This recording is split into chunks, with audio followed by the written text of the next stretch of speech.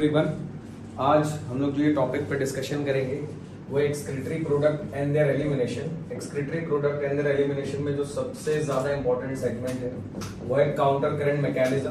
तो मैं उसी मैकेनिज्म को ही आज समझाऊंगा आप लोग को, और वो पूरा देखना है excretory product and there elimination. Counter current mechanism में हार्मोनल रेगुलेशन सब कुछ A to Z मिक्स करके समझाने का प्रयास करेंगे। सबसे पहले रिकॉल कर लेते हैं, आप लोग खुद से बोलते रहिएगा। ये हो गया Bowman's capsule, what is this? PCT, then this is thick segment, thin segment, मतलब ये हेनलेस लूप आ रहा है। और उसके बाद से हो गया DCT, ठीक है। देन उसके बाद से हो गया collecting duct, this is collecting duct, ठीक है। ये हो जाएगा DCT, ये हो जाएगा हेनलेस लूप, ये वाला सेगमेंट, ठीक। ये हो जाएगा PCT, proximal convoluted tubule. Convolution का मतलब आधा टेढ़ा। अब आधा टेढ़ा स्ट्रक्चर को हम लोग बोलते हैं कॉन्वोल्यूशन, और अगर आधा टेढ़ा है तो दैट मींस वो सरफेस एरिया बढ़ाने के लिए। ये हो जाएगा बोमेन्स कैप्सूल, बोमेन्स कैप्सूल। बच्चा लोग, जो ये वाला सेगमेंट है, इसी बोमेन्स कैप्सूल से शुरुआत हुआ और DCT पे जाके अंत, इसी को कहा जाता है रीनल ट्यूब्यूल। क्या कह देंगे? Renal tubule. बहुत लोग ग्लोमेरुलस भी रट लेते हैं, ग्लोमेरुलस नहीं है, क्लियर। तो ये हमारे सामने क्या दिख रहा है? Renal tubule. कलेक्टिंग डक्ट का जब आप डायग्राम देखोगे ना, तो आपको यहाँ पे जगह जगह पे ऐसे स्ट्रक्चर्स जाते हुए दिखेंगे, ऐसा ऐसा, ठीक है। इसका मतलब ये यहाँ पे ऐसे DCT जाके ऐसे ओपन हुआ पड़ा है, और यहाँ पे इनका क्या है? Bowman's capsule. समझ में आ रहा है? यानी कि DCTs of many nephron opens into a straight tube called collecting duct. मतलब ये जो दिख रहा है तुमको, ये सब DCT है। समझ में आया बच्चा लोग? तो ये एक ओवरऑल स्ट्रक्चर हो गया। नेक्स्ट अगर हम बात करते हैं तो हम तीन चीजों में बांटेंगे। एक तो ऑन एन एवरेज, जैसे हम लोग बात करेंगे नॉर्मल ब्लड प्रेशर के बारे में। नॉर्मल ब्लड प्रेशर, अगर नॉर्मल ब्लड प्रेशर का केस है तो उसमें कैसे होगा? तो ये हो गया वुमेन्स कैप्सूल, ठीक है। यहां पे ऐसे सेगमेंट्स हम बना लेते हैं डायग्रामेटिकली।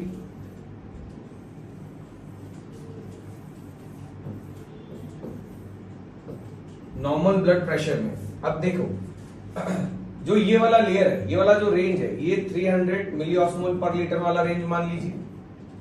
यहां जो इंटरस्टिशियल फ्लूइड है इनके बीच में, यहां पे कितने मिलीऑस्मोल पर लीटर है? 300। इसके नीचे वाले लाइन में आ जाइए, ये कितना होगा बच्चा लोग? ये पूरा इंटरस्टिशियल फ्लूइड जो है वो 500 है। इसके नीचे आ जाओगे, what is the value here? 700 है, ठीक है। देन यहां पे आ जाओगे 900 हो जाएगा, और यहां पे चले जाओगे 1200 हो जाएगा, क्लियर। तो 300 मिलीऑस्मोल पर लीटर इस रेंज में है, 500 मिलीऑस्मोल पर लीटर इस रेंज में, 700, 900, 1200। यानी कि जितना आप लोग मेडुलरी इंटरस्टिशियम के अंदर आते जाओगे, आयनिक वैल्यू जो है वो उतनी बढ़ रही है। अच्छा, जैसे आप लोगों ने पढ़ा भी होगा, मैं बता भी देता हूं। जैसे ये पोर्शन हो गया, दिस इज कॉर्टेक्स, और अगर हम लोग बोलते हैं इसको मेड्यूला, ठीक है। तो जैसे ये पूरा का पूरा सेगमेंट ऐसे है, ये है, ठीक है। किसी किसी में बहुत थोड़ा सा ही हेनलेस लूप अंदर जाता है, कलेक्टिंग डक्ट तो अंदर है, बहुत थोड़ा ही हेनलेस लूप अंदर जाता है। जिसमें हेनलेस लूप बहुत थोड़ा अंदर गया है, वैसे नेफ्रॉन को हम बोलते हैं कॉर्टिकल नेफ्रॉन। कौन सा नेफ्रॉन बोलेंगे? कॉर्टिकल नेफ्रॉन, क्योंकि मेजॉरिटी ऑफ द सेक्शन इसका कहां पे है?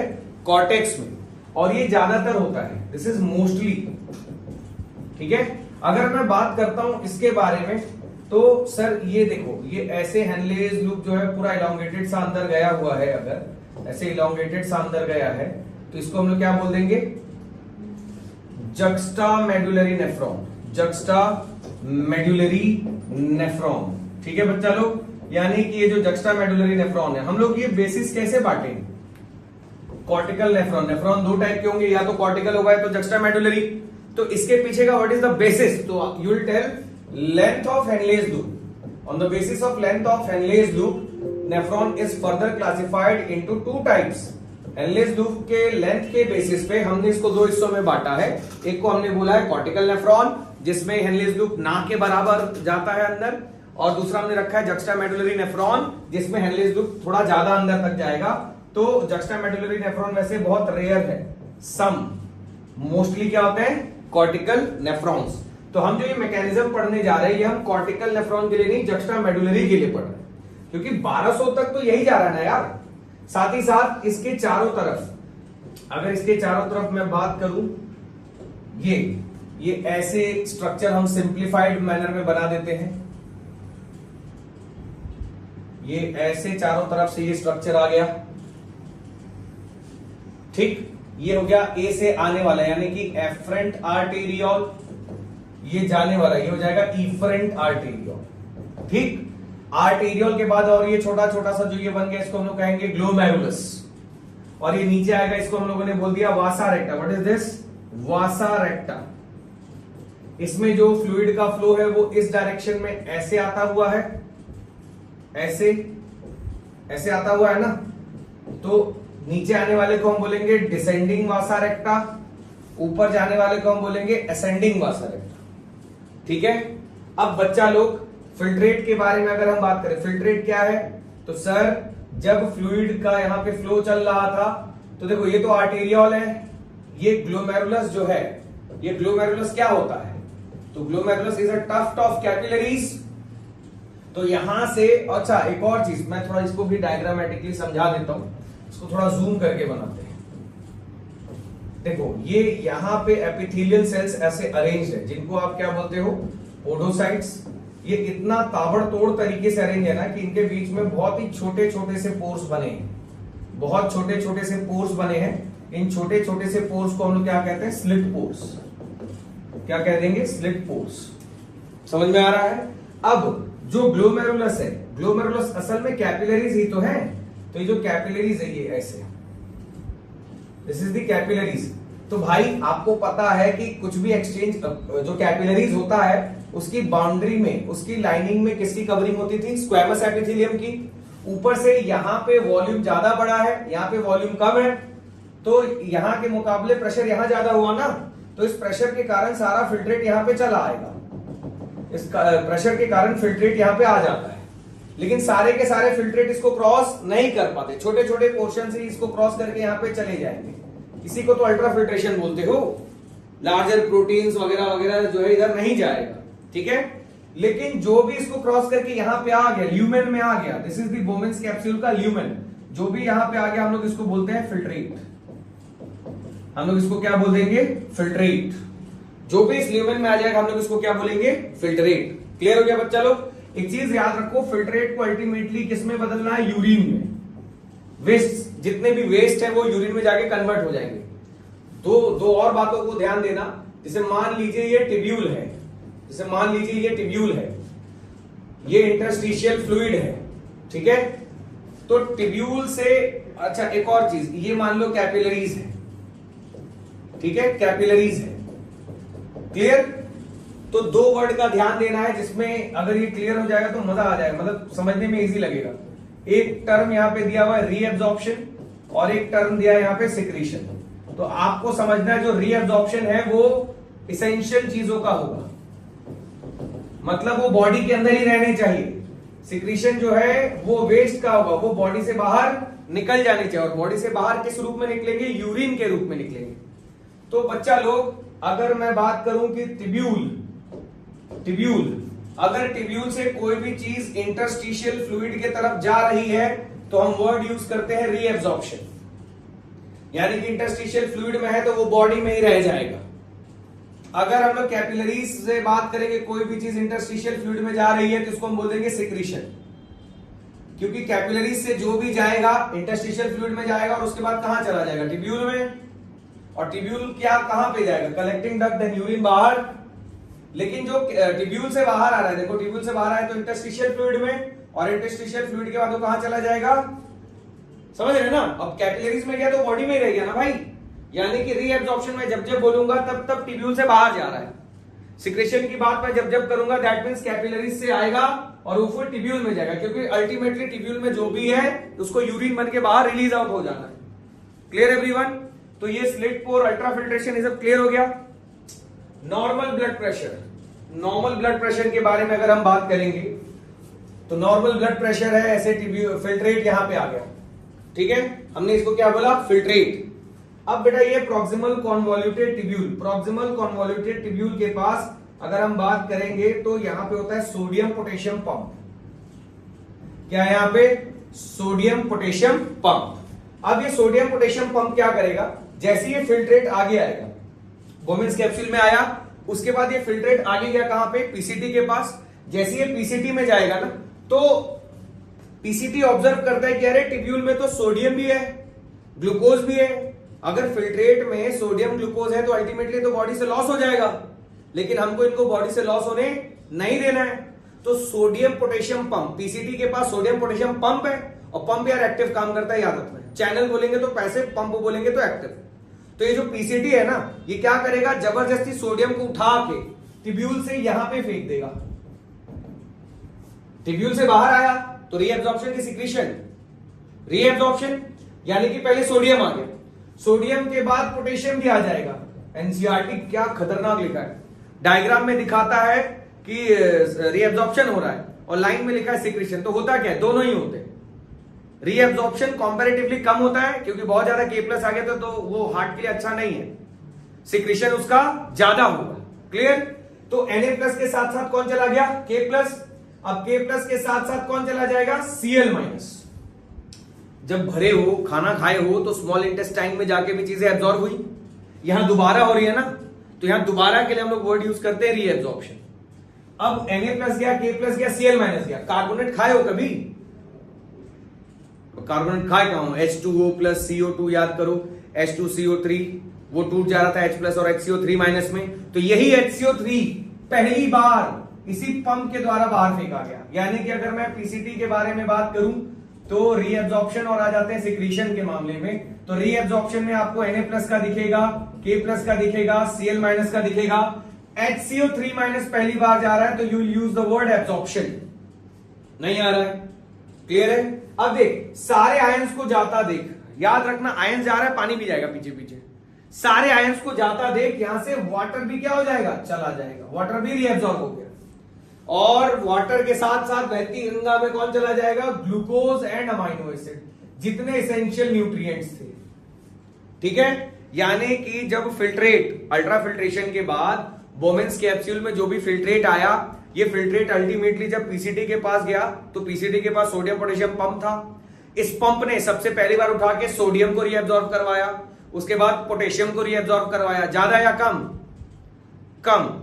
उसके बाद से Cl- का रीएब्जॉर्प्शन करवाया, HCO3- का क्या करवाया? एब्जॉर्प्शन करवाया, क्योंकि फर्स्ट टाइम जा रहा है। सारे आयंस को जाता देख अल्टीमेटली पानी भी जाएगा, और पानी के साथ साथ पीछे पीछे कौन निकल जाएगा? ग्लूकोज और अमाइनो एसिड, यानी कि एसेंशियल न्यूट्रिएंट्स। बहुत बढ़िया। अब नेक्स्ट ये लोग ऐसे चले गए, रीएब्जॉर्प्शन हो गया। भाई साहब अगर हम बात करेंगे हेनलेज लूप के बारे में, तो फिल्ट्रेट तो ऐसे जा रहा है ना, यानी कि ये डिसेंडिंग हो गया और ये वाला पोर्शन क्या हो जाएगा? असेंडिंग हो जाएगा। तो भैया जो हेनलेज लूप है ना, हेनलेज लूप की एक खास बात, इसके पास असेंडिंग भी है और डिसेंडिंग भी है। असेंडिंग वाला पोर्शन, जो ऊपर जाता वाला पोर्शन है, वो किसके लिए परमिएबल है? आयंस के लिए। और जो नीचे आता हुआ पोर्शन है वो किसके लिए परमिएबल है? वाटर के लिए। क्लियर? अब देखो सर, जब यहां पे है ना, तो यहां पे ब्लड की जो ऑस्मोलैरिटी थी, ऑस्मोटिक जो भी वॉल्यूम हम लोग बात करते हैं, वैल्यू, जो वैल्यू है वो 300 मिली ऑस्मोल पर लीटर था। तो यहां से सब करते करते करते करते यहां पे भी कितना आ गया? 300 मिली ऑस्मोल पर लीटर। अब जब ये नीचे जाएगा तो देखता है बाहर कितना वैल्यू है? 500, अंदर कितना है? 300। तो ये आयंस को तो एक्सेप्ट करके बराबर तो होगा नहीं, तो ये अल्टीमेटली क्या करेगा? वाटर को बाहर फेंक देगा।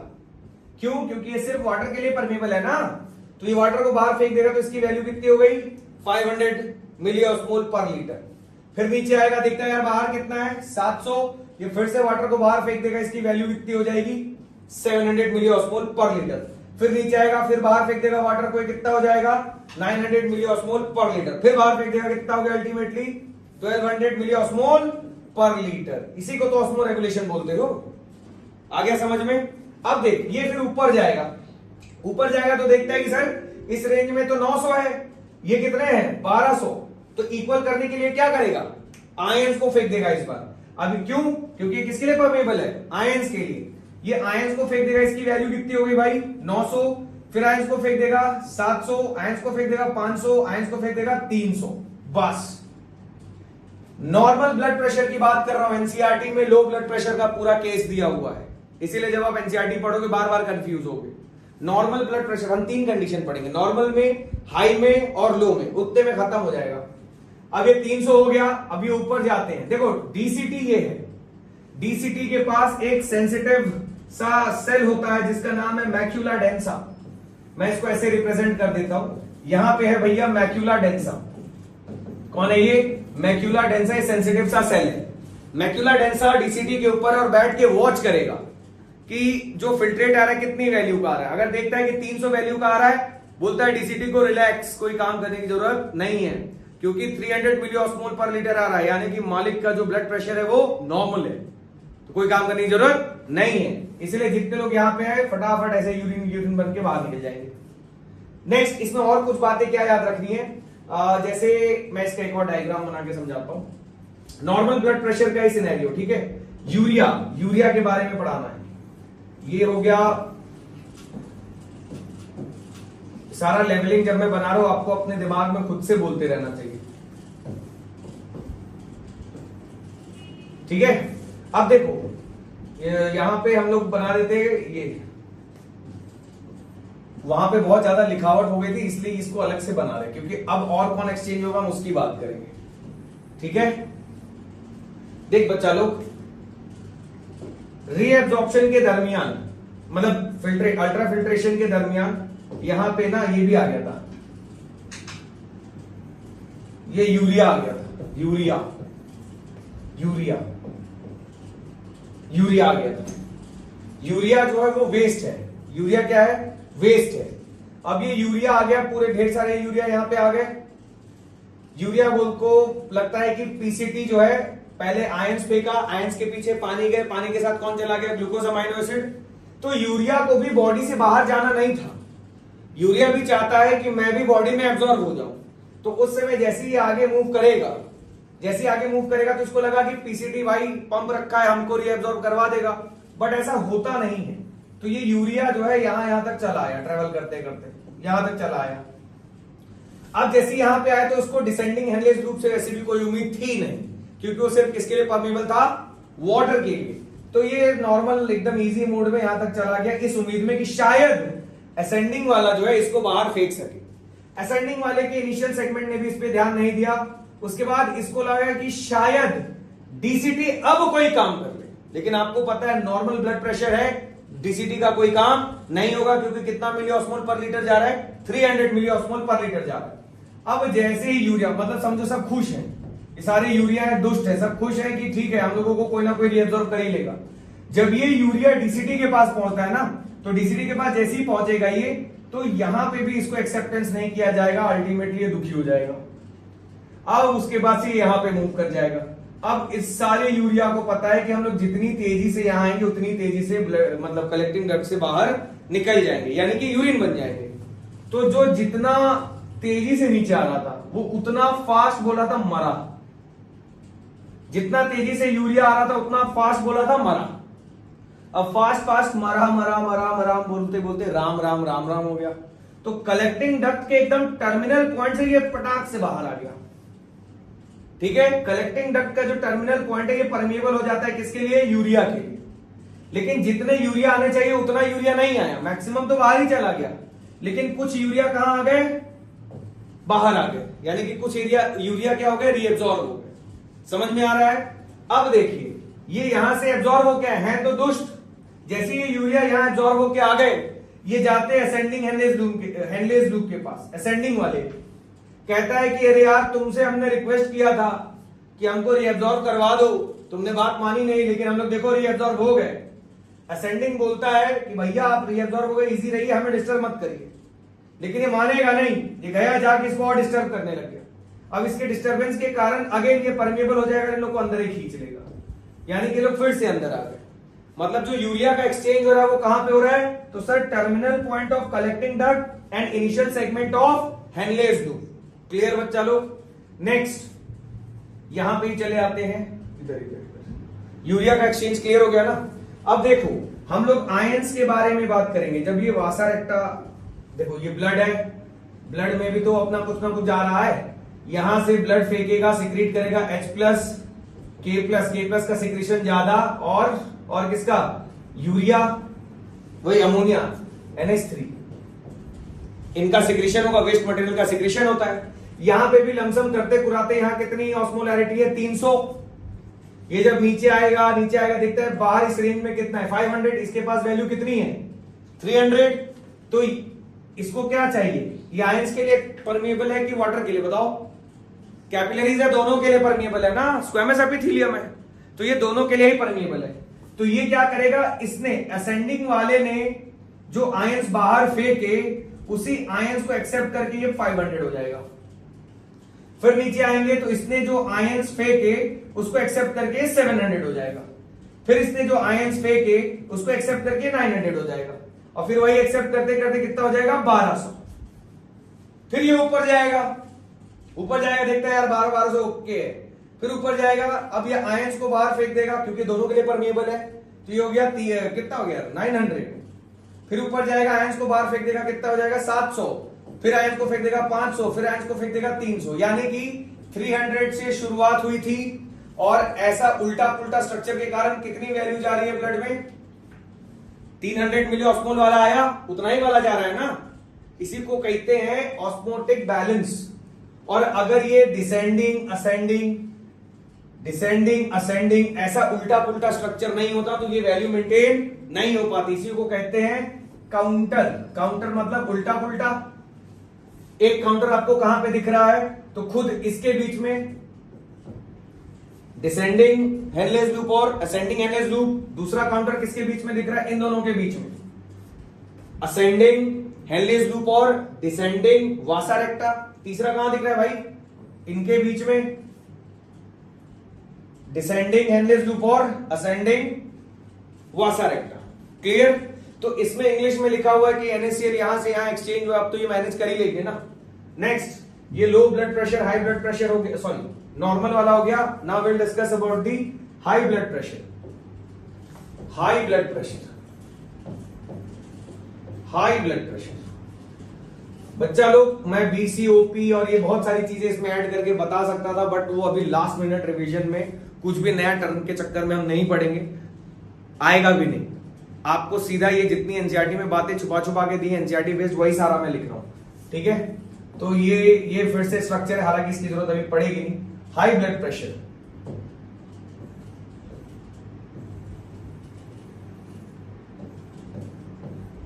एफरेंट आर्टेरियोल, इफरेंट आर्टेरियोल, और ये हो जाएगा ग्लोमेरुलस। ठीक है। देखो, नॉर्मल ब्लड प्रेशर जिंदगी नॉर्मल, कोई दिक्कत नहीं है, लेकिन अगर हाई ब्लड प्रेशर है तो ब्लड तेजी से यहां जाएगा कि नहीं। अब अगर तेजी से ब्लड जाएगा तो तेजी से फिल्ट्रेट बनेगा कि नहीं। अब अगर तेजी से फिल्ट्रेट बनेगा तो बहुत फास्ट फिल्ट्रेट आगे मूव करेगा कि नहीं। और अगर फिल्ट्रेट बहुत फास्टली आगे मूव करेगा तो अल्टीमेटली समझ जाओ, जितना अगर फास्टली ये मूव करेगा उतनी ही तेजी से ये फिल्ट्रेट आगे जाते बहुत जल्दी यूरिन बनाएगा कि नहीं। क्लियर। अरे जैसे मान लो इमरजेंसी कंडीशन है, तुम पैदल चल के आ रहे हो, कुत्ता बैठा हुआ है, तुमने उसको छेड़ दिया, अब वो जो दिमाग खराब हो गया उसका, वो जैसे तुमको दौड़ाने जाएगा ना तो एड्रेनलिन रिलीज होगा, इमरजेंसी हार्मोन, और जैसे ही हार्मोन रिलीज होगा तो ब्लड सर्कुलेशन फास्ट कर देगा ना। ब्लड सर्कुलेशन फास्ट हो गया तो GFR फास्ट हो गया कि नहीं। ये जो है ग्लोमेरुलर फिल्ट्रेशन रेट, इसी को बोलते हैं। GFR फास्ट हो गया। GFR बहुत स्लो भी नहीं होना चाहिए, बहुत फास्ट भी नहीं, नॉर्मल होना चाहिए। अगर हाई ब्लड प्रेशर है तो GFR की वैल्यू क्या हो जाएगी, ज्यादा हो जाएगी। जितनी ज्यादा GFR उतना ज्यादा तेजी से आगे मूव करेगा, जितनी तेजी से मूव करे उतना तेजी से यूरिन बनेगा। इसीलिए जब डर लगता है तो पहले यूरिनेशन वाली फीलिंग आती है। This is the science behind it. लेकिन ऐसा नहीं है कि डर है तो आदमी दौड़ते जा रहा यूरिनेशन होते जा रहा है, ऐसा भी तो होता नहीं है। एक समय के बाद वो मैनेज हो जाएगा। कैसे मैनेज होगा, तो सर ये ब्लड जो है तेजी से अंदर जाएगा ना, तो ये स्ट्राइक करेगा, हिट मारेगा एफरेंट आर्टेरियोल के वॉल पे। एफरेंट आर्टेरियोल के वॉल पे ये ब्लड जो है जोर से जाके स्ट्राइक करेगा, जिसके वजह से यहां पे होता है कैल्शियम गेटेड चैनल। कौन सा चैनल है बच्चा लोग, calcium gated channel, calcium channels. ये ब्लड प्रेशर हाई था, इतना हाई था कि तेजी से जाके हिट मारा, और हिट मारने की वजह से कौन सा चैनल खुल जाएगा? Calcium channel. और जैसे ही कैल्शियम चैनल खुलेगा अंदर कौन आ जाएगा बेटा? कैल्शियम। ब्लड नॉर्मल जा रहा था तो वॉल पे इतना तेजी से स्ट्राइक नहीं किया, लेकिन अगर ब्लड फास्ट फास्ट जाएगा तो एफरेंट आर्टेरियोल पे जोर जोर से स्ट्राइक करेगा। अब ये स्ट्राइक करने के चक्कर में कौन सा चैनल खुल जाएगा? कैल्शियम। और कैल्शियम चैनल जैसे ही खुलेगा, आप एक चीज का ध्यान रखना, ये इसको ऐसे हटाते हैं, लगा ही था, ये जो पोर्शन है रुको,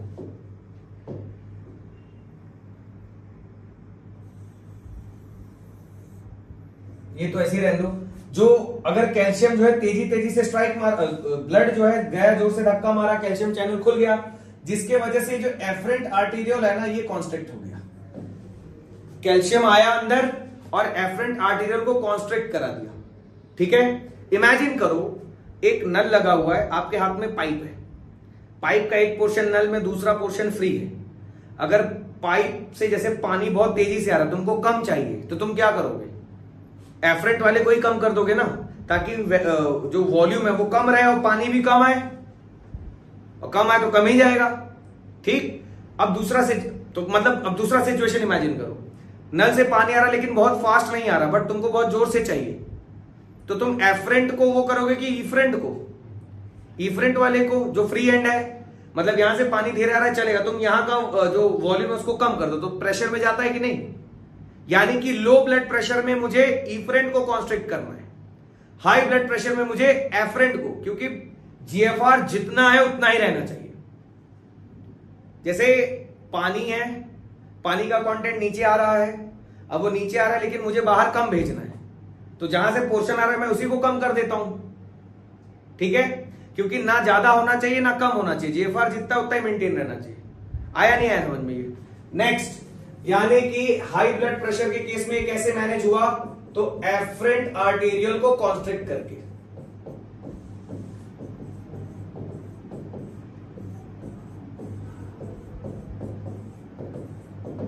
क्लियर? अब जैसे ये कॉन्स्ट्रिक्ट हो गया जीएफआर नॉर्मल, फिर अब उतना ज्यादा यूरिन का फॉर्मेशन नहीं होगा। आगे बढ़ते हैं नॉर्मल से, अब हाई भी हो गया, लो ब्लड प्रेशर, ये बहुत बहुत बहुत ज्यादा इंपॉर्टेंट है, इसी के बारे में पूरा एनसीईआरटी में दिया हुआ है।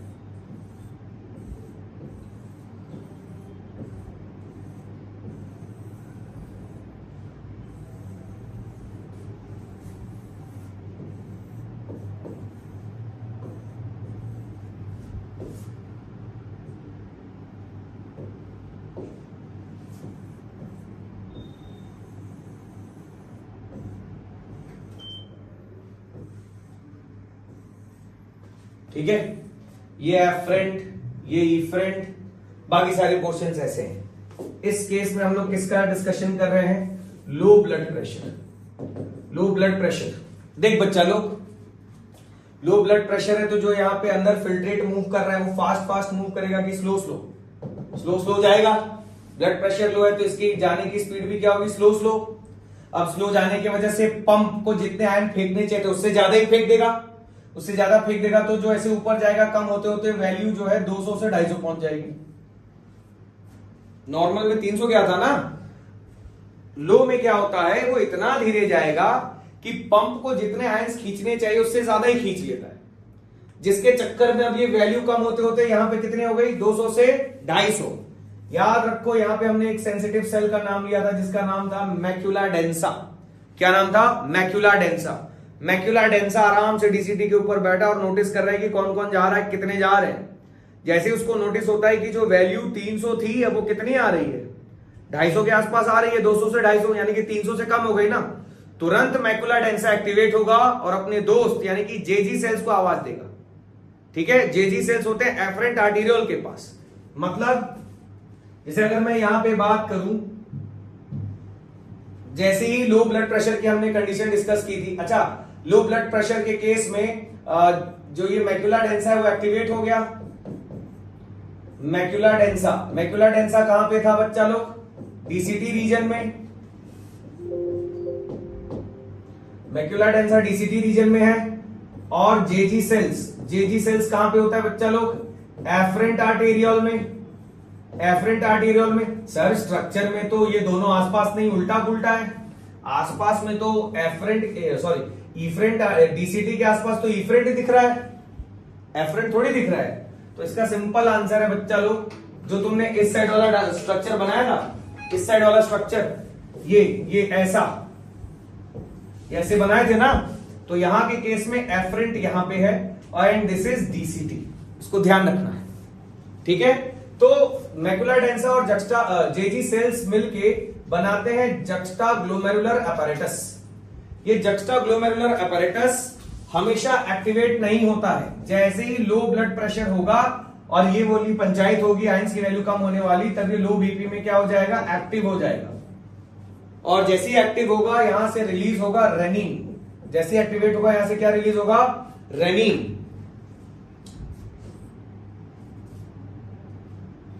मैक्युला डेंसा कहां पे होता है, डीसीटी के पास होता है। जेजी सेल्स कहां पे होता है, एफरेंट आर्टीरियोल के पास। ये दोनों को मिला के क्या कहा जाता है, जक्स्टाग्लोमेरुलर अपैरेटस। क्या कहते हैं, juxtaglomerular apparatus. Juxtaglomerular apparatus normal case में एक्टिवेट नहीं होता है। वो किस केस में एक्टिवेट होता है, लो ब्लड प्रेशर के केस में। लो ब्लड प्रेशर के केस में वैल्यू जो है वो 300 से कम हो गई और एक्टिवेट होने के बाद वहां से क्या रिलीज करेगा, रेनिन। अब ये जो रेनिन है ये भागता हुआ पहुंचेगा लिवर के पास, क्योंकि लिवर से हर समय रिलीज होता है एंजियोटेंसिनोजन। एंजियोटेंसिनोजन, ये जो एंजियोटेंसिनोजन है, ओजन लगा दिया ना, मतलब इनएक्टिव है। तो ये एंजियोटेंसिनोजन रेनिन के प्रेजेंस में किस में बदल जाएगा, A1 में बदल जाएगा। किस में बदल जाएगा, A1। और ये जो A1 है ये इतना पावरफुल नहीं है, तो ये A1 किस में कन्वर्ट होगा, A2 में। A1 मतलब एंजियोटेंसिन फर्स्ट, A2 मतलब एंजियोटेंसिन सेकंड। एंजियोटेंसिन सेकंड एक पावरफुल वैसोकॉन्स्ट्रिक्टर है, पावरफुल वैसोकॉन्स्ट्रिक्टर होता है ये। A1 से A2 जो बन रहा है वो बनता है एंजियोटेंसिन कन्वर्टिंग एंजाइम के मदद से, एंजियोटेंसिन कन्वर्टिंग एंजाइम के मदद से। और ये एंजियोटेंसिन कन्वर्टिंग एंजाइम यानी कि एस, ये कहां से आया, तो ये लंग्स से आता है। समझ में आया। जैसे ही रेनिन आया, रेनिन जो है एंजियोटेंसिनोजन को एक्टिवेट कर दिया, किसमें, एंजियोटेंसिन 1 में। एंजियोटेंसिन 1 बन तो गया लेकिन ये इतना पावरफुल नहीं था, तो ये A1 किस में चेंज हो जाएगा, A2 में। A2 एक पावरफुल वैसोकॉन्स्ट्रिक्टर है। अब ये A2 जो है तैयार है, ये A2 जो है रेडी है और उसको पता है इसको कहां पे जाना है। तो ये पूरे पंचायत की शुरुआत कहां से हुई, मैकुला डेंसा के जानने की वजह से हुई। तो A2 जो है तुरंत जाता है मैकुला डेंसा के पास और बोलता है मैकुला डेंसा को कि मालिक बताइए करना क्या है। तो मैकुला डेंसा A2 को बोलता, नहीं A2 को नहीं, वो एल्डोस्टेरोन को भी एक्टिवेट करवाएगा। और डिटेल में चलते हैं। ये A2 है, A2 जैसे ही बन गया, एक्टिवेटेड A2 बन गया, तो इसमें से कुछ लोग आएंगे और इफरेंट आर्टेरियल को कॉन्स्ट्रिक्ट कर देंगे। मतलब भाई A2 इस मालिक से पूछा कि मालिक क्या करना है, तो ये मालिक बोलते हैं कि आप इफरेंट आर्टेरियल को क्या कर दीजिए, कॉन्स्ट्रिक्ट कर दीजिए। इफरेंट आर्टेरियल को कॉन्स्ट्रिक्ट करने का फायदा क्या हुआ, तो जितना ब्लड या जितना फ्लूइड यहां से आ रहा है, अगर ये छोटा हो गया तो जितना आ रहा है उतना जा नहीं पाएगा। अल्टीमेटली प्रेशर यहां बढ़ गया कि नहीं, तो इसकी वजह से ये तेजी से गया, नहीं आ रहा है। जितना आया उतना जाने मत दो, इफरेंट कॉन्स्ट्रिक्ट हो गया ना, तो जितना आया उतना जा नहीं पा रहा है, जिसकी वजह से ये यहां पे प्रेशर बढ़ गया और ये तेजी से जा रहा है। और कुछ A2 जो है ये जाता है एड्रिनल कॉर्टेक्स के पास। किसके पास, एड्रिनल कॉर्टेक्स के पास। और वहां जाके वो रिलीज करवाएगा किसको, एल्डोस्टेरोन को। किसको, एल्डोस्टेरोन को। समझ रहे हैं। A2 जितने बने सारे लोग बल्लेबाजी नहीं कर दिए, कुछ लोग कहां गए, इफरेंट को कॉन्स्ट्रिक्ट करवाए और कुछ की वजह से क्या रिलीज हुआ, एल्डोस्टेरोन। अगेन एल्डोस्टेरोन वहीं पे आएगा जहां से पंचायत की शुरुआत हुई थी, यानी कि मैकुला डेंसा के पास। और ये जैसे एल्डोस्टेरोन आता है तुरंत ये एल्डोस्टेरोन आएगा और सीधा इस पे जाके बोलेगा कि ऐसा है मालिक क्या करना है। तो मालिक बोलते हैं कि बेटा तुम एक काम करो, तुम यहां पे बना दो सोडियम पोटेशियम पंप। डीसीटी में क्या बना दो, सोडियम पोटेशियम पंप। डीसीटी में सोडियम पोटेशियम पंप अब बना, पीसीटी में तो पहले से ही था। लो पहले से ही था यार, ये सब पहले से, इस पर डिस्कशन नहीं करना है। डीसीटी में अब बना जब लो ब्लड प्रेशर हुआ।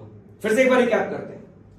सर जब ब्लड प्रेशर लो था तो जितने आयंस पंप ने खींचे थे नॉर्मली उससे ज्यादा ही खींच लिए, जिसके चक्कर में वैल्यू जो ओवरऑल कम हो गई और डीसीटी के पास पहुंचते पहुंचते ये वैल्यू हो गई 200 से 250, जिसके वजह से मैकुला डेंसा एक्टिवेट हो गया। मैकुला डेंसा डीसीटी के पास है, एफरेंट आर्टेरियोल के पास जेजी सेल्स है, इन दोनों को मिला के जेजीए बोलते हैं, जक्स्टा ग्लोमेरुलर apparatus। तो जेजीए एक्टिवेट हो गया और एक्टिवेट होने के बाद रेनिन रिलीज किया। रेनिन भागता हुआ कहां पहुंचेगा? लिवर के पास, क्योंकि लिवर कभी कभी क्या रिलीज करता है? एंजियोटेंसिनोजन। फंसे ना, कभी कभी नहीं, हमेशा। लिवर हमेशा रिलीज करता है एंजियोटेंसिनोजन। ओजन है मतलब ये इनएक्टिव है, लेकिन रेनिन इसको किसमें चेंज कर देगा? A1 में। A1 जाके काम नहीं करता, इतना पावरफुल वो नहीं है। अब ये A1 को A2 में एक पावरफुल वेपन दिया जाएगा इसको, किसके द्वारा? लंग्स के द्वारा। क्या नाम से? Angiotensin converting enzyme. अब ये A1 कन्वर्ट हो गया A2 में। अब ये A2 बट जाएंगे, काम बांट लिया इन लोगों ने। कुछ लोग इफ्रेंट को कॉन्स्ट्रिक्ट करवाएंगे, एक ये तरीका है। दूसरा एल्डोस्टेरोन बनवाएंगे, कहां से? एड्रिनल कॉर्टेक्स से। अब ये एल्डोस्टेरोन जैसे आएगा, इसने क्या बना दिया? Sodium potassium pump. वही कहानी है सर, लो ब्लड प्रेशर में सीन ये था ना, अगर यहाँ आयंस कम है तो बाय डिफॉल्ट यहाँ पानी ज्यादा था ना, यानी कि पानी बहुत ज्यादा लॉस हो रहा था, डायूरेसिस हो रही थी। क्या हो रहा था? समझ में आ रहा है ना? डायूरेसिस हो रहा था। आयंस कम है भाई, तो यहां क्या ज्यादा था? पानी। हमें अल्टीमेटली किसको बचाना था? वाटर को। तो एल्डोस्टेरोन सोडियम पोटेशियम पंप बनाएगा। इस पंप से थोड़े बहुत ही आयंस रीअब्सॉर्ब होंगे, लेकिन इस थोड़े बहुत आयंस के पीछे ढेर सारा वाटर क्या हो जाएगा? रीअब्सॉर्ब। आ गया बात समझ में? अब देख, एल्डोस्टेरोन डायरेक्ट पानी को नहीं बचा सकता था, लेकिन इसने फिर भी ना नहीं बोला। एल्डोस्टेरोन बोलता है कोई बात नहीं, मेरा अगर सीधा वाटर पे रेगुलेशन नहीं है, फिर भी मैं पहले पंप बनवाऊंगा, आयंस आएंगे, आयंस के पीछे जितना भी हो सके मैं पानी रीअब्सॉर्ब करवाऊंगा, मैं हार नहीं मानूंगा। मोटिवेशन अलग लेवल पे है। अब इस चक्कर में गॉडफादर, पूरे शरीर का गॉडफादर इज हाइपोथैलेमस। इस चक्कर में हाइपोथैलेमस इसको नोटिस कर रहा होता है। हाइपोथैलेमस इसको नोटिस कर रहा होता है और देखता है, बोलता है कि बताओ, मैंने आप लोगों को हार्मोन्स वाले चैप्टर में बताया है कहां से कौन से हार्मोन रिलीज होते हैं। हाइपोथैलेमस देखता है कि बताइए, एल्डोस्टेरोन जो अकेले इतना मेहनत कर रहा है, हमें भी इसकी मदद करनी चाहिए। तो हाइपोथैलेमस सीधा पोस्टीरियर पिट्यूटरी को बोलता है कि ऐसा है ना, जो एडीएच एंटी डायरेटिक हार्मोन जो हमने तुमको दिया है वो तुरंत तुम रिलीज करो।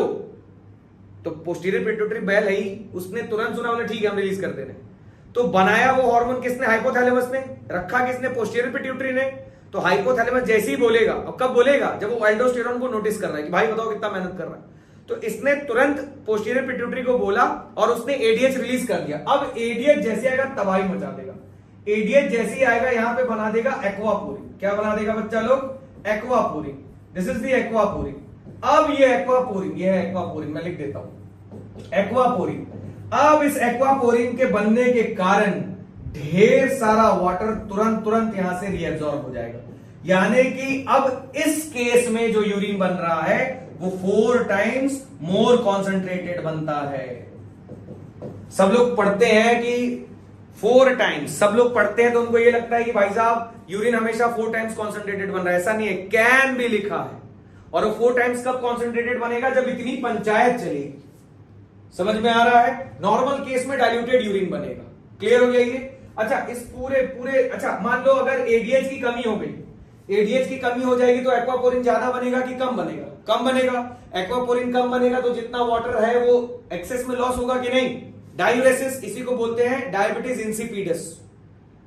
डायबिटीज इंसिपिडस और मेलाइटस में एक सिमिलैरिटी एक डिफरेंस। सिमिलैरिटी ये है कि दोनों हाइपोसिक्रीशन की वजह से है, एक इंसुलिन के कम बनने की वजह से है और ये इंसिपिडस जो है वो एडीएच के कम बनने की वजह से।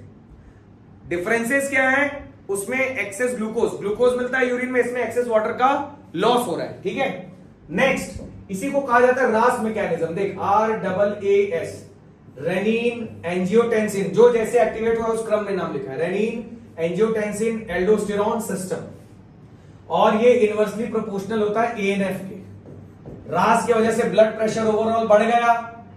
अब लगातार ब्लड तेजी से जाके धक्का मारेगा तो हार्ट का जो ऊपर का दोनों चैम्बर है, एट्रिया, जैसे जैसे ब्लड तेजी से एट्रिया में आएगा, एट्रिया डिस्टर्ब हो जाता है कि अरे इतना तेजी से क्या कर रहे हैं लोग। तो उसको लगता है कि ब्लड बहुत तेजी से आ रहा है, दैट मींस मुझे कम करके नॉर्मल करना है।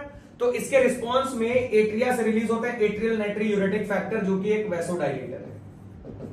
जो कि क्या है, वैसोडाइलेटर है। क्लियर बच्चा लोग? तो इस पूरे तीनों कॉन्सेप्ट में सारा हार्मोनल मैकेनिज्म, सारी चीजें आ गई। ठीक है, अब हम लोग इसमें डिस्कस करेंगे लोकोमोशन एंड मूवमेंट का मसल कॉन्ट्रैक्शन और उसका डायग्राम। ठीक है, चलो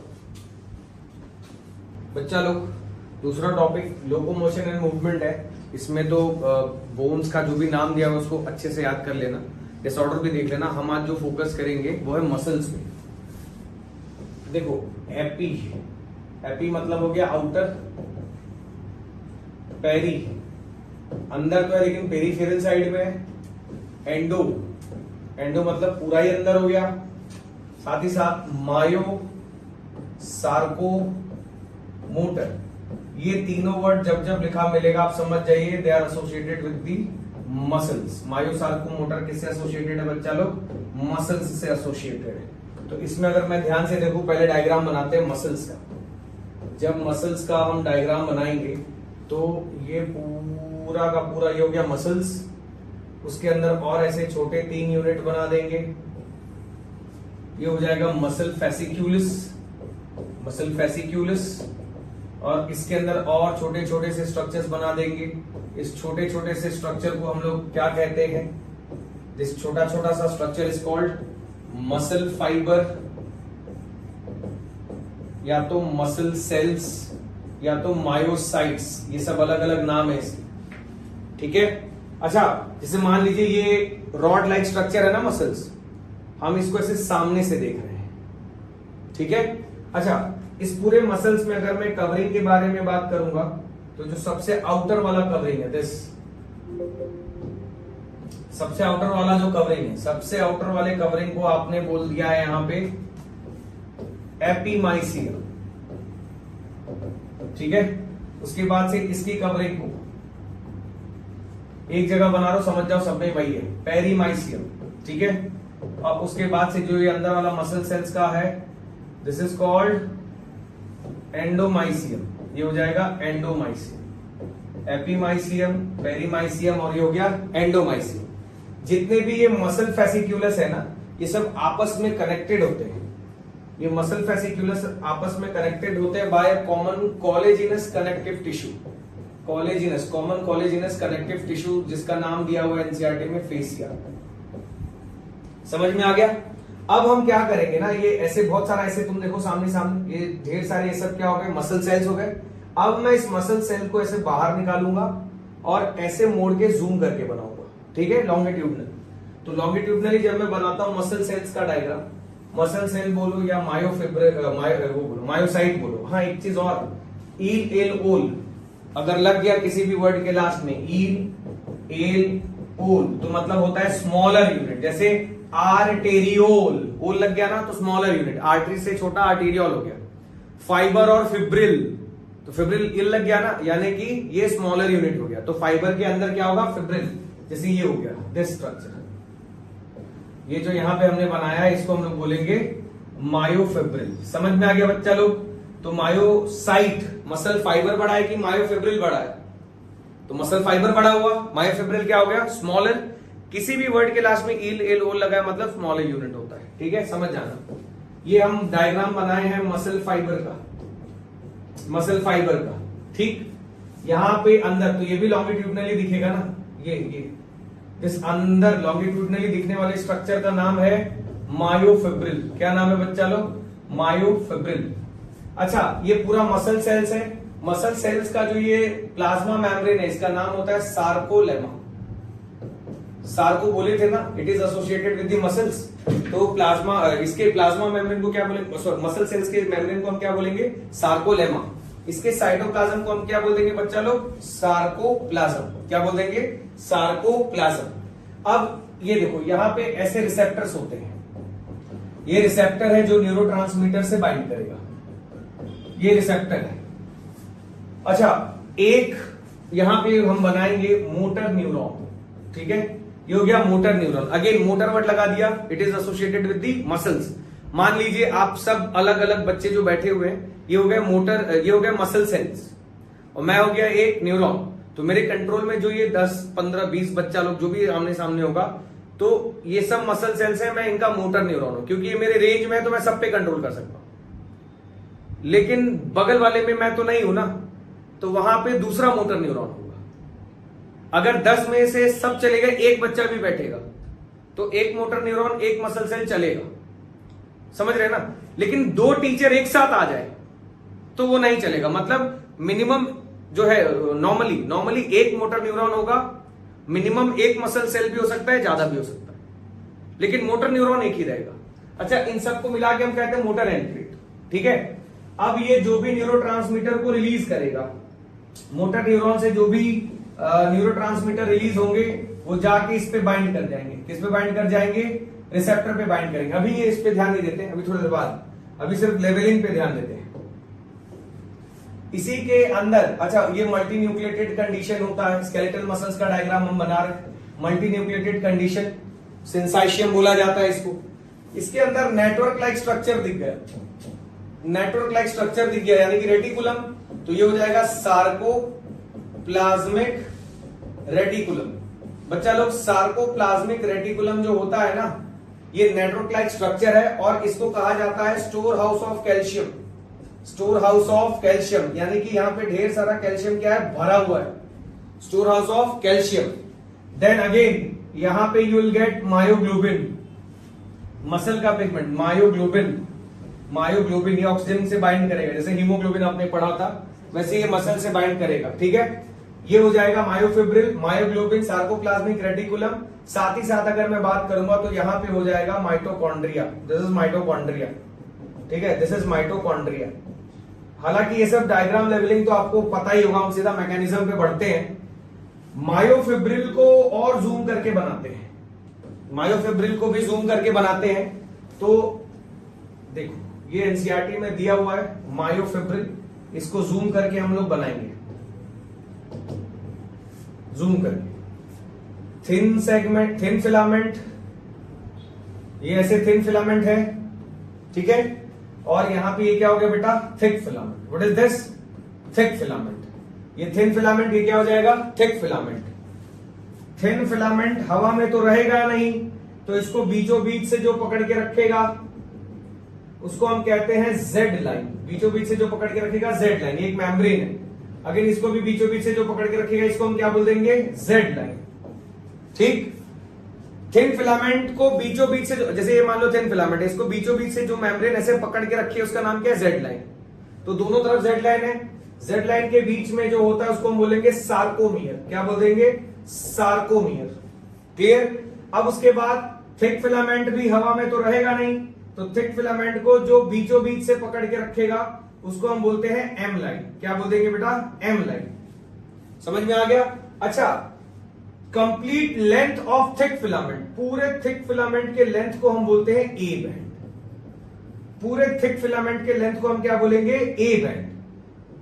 बचा हुआ सेगमेंट जो ये है, ये this is called I band. क्या बोल देंगे, आई बैंड। अनओवरलैप्ड एरिया जो होता है, जहां पे ओवरलैपिंग नहीं है थिक और थिन के बीच में, खाली है ना, इसको हम लोग बोल देंगे एच जोन। क्लियर हो गया?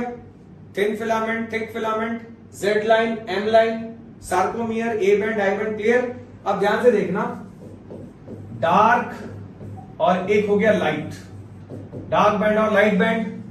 डी के बाद ए आ गया, एल के बाद आई आ गया। डार्क के लिए हम लोग वर्ड यूज करते हैं ए बैंड, और लाइट के लिए हम लोग वर्ड यूज करेंगे आई बैंड।